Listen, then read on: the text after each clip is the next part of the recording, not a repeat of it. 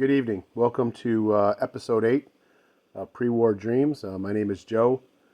Tonight I want to show a couple of pickups that I've had, as well as talk a little bit about a four-person panel that I watched about a week and a half ago, and also tell a story about one of the cards I picked up and just the excitement and being able to share it to a small extent with our card community. First, though, I want to talk about a live stream that I watched about a week and a half, 2 weeks ago.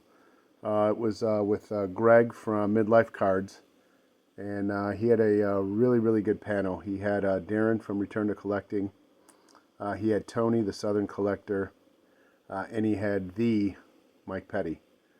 And the four of them were talking about hobby relevancy of all-time players. And we're talking about, who were the top tier, the top echelon players that are collected. And I took a lot from that video. The first thing I took was the fact that while the hobby, I think, in general, does see a certain handful of players the same or at the top, there is a lot of room for interpretation. Who somebody thinks may be the sixth best player to collect might be somebody's 15th best player to collect. Or some people might have different top threes that they collect. And I think that was a really good thing to see as far as on that panel. He had obviously three really strong collectors that were on the panel. And I just thought that it was an interesting discussion.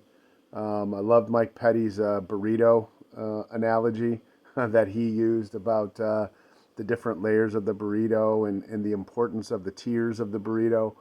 I thought Darren had some really good points about some players that maybe aren't mentioned as much in the hobby as being relevant.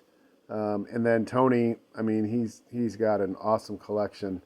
And just hearing some of their insights about different players was interesting. There were a lot of players that they talked about that, being quite honest, probably are never going to be in my collection. But it is something to potentially strive for and to hopefully maybe acquire one of those players that they talked about during that video. Secondly, I do want to, I have two pickups. I don't usually have a lot of pickups.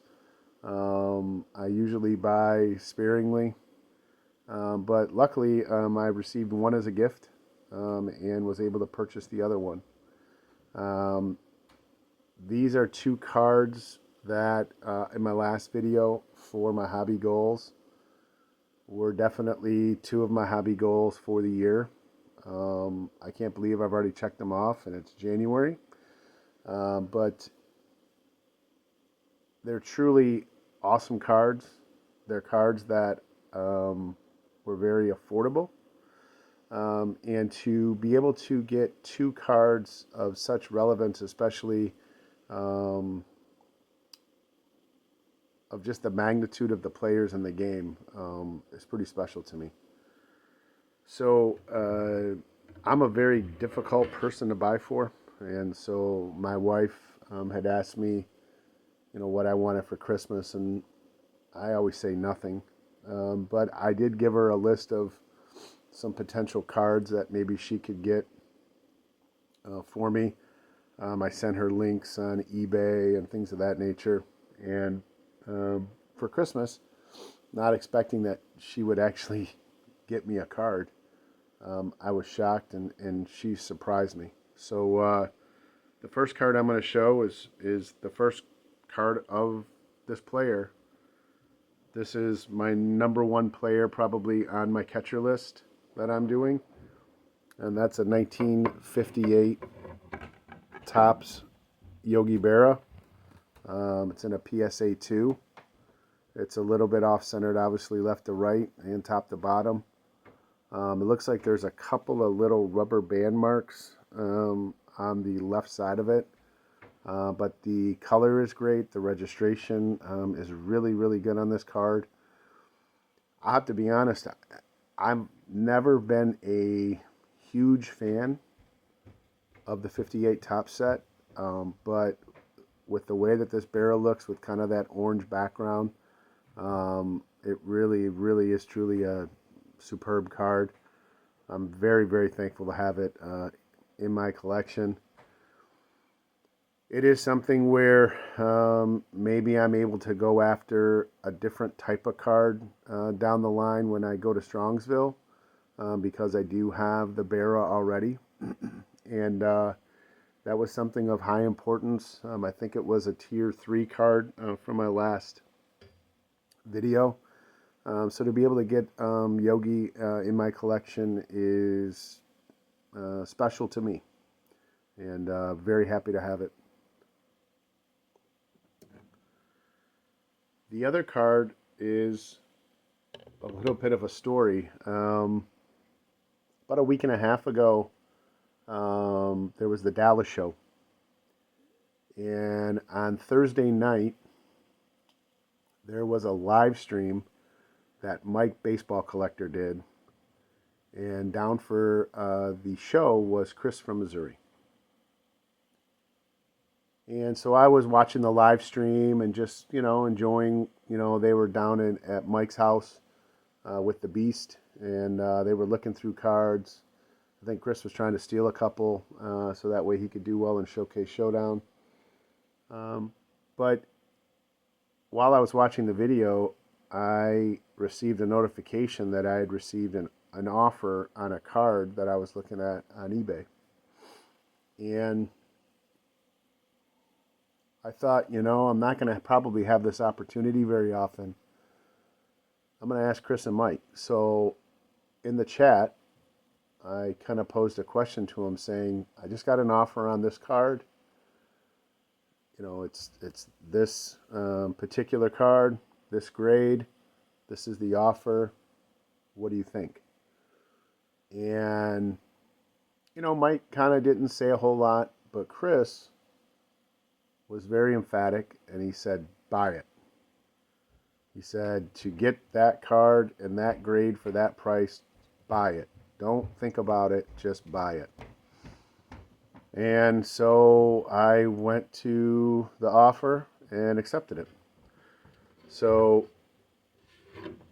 last week, it was last Tuesday, it came in the mail. And this is the card. It's a 1953 Redman Tobacco Roy Campanella. Another target for my goal list this year. I've always been fascinated with the Redman Tobacco cards. I've looked at hundreds of Redman Tobacco cards. And never really just pulled the trigger on one.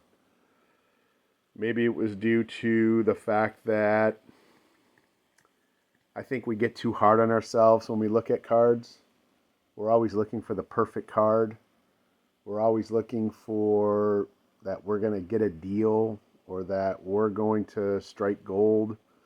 And this was a card that I'd only seen a couple of times. And I thought it was just a beautiful representation of Campanella. I'm thrilled to have this. And again, just like with the Barra, this now allows me the opportunity, with now acquiring a Campanella, to go after a couple of different cards that maybe weren't in play for me in Strongsville in April. As you can see, beautiful color, beautiful registration. Love the fact, this is the big thing with me, is that it still has the tab, and the tab hasn't been torn. Just a really nice card. And again, it checks off another box on my catcher list. of the great catchers that I'm trying to collect. And the other thing is that now I have a card in a style of card that I never thought I would ever get in my life. So really happy with the two pickups. Um, really happy with the way 2025 started out. And hopefully, there might be some more pickups between now and Strongsville. I've been very picky, looking at a lot of cards, and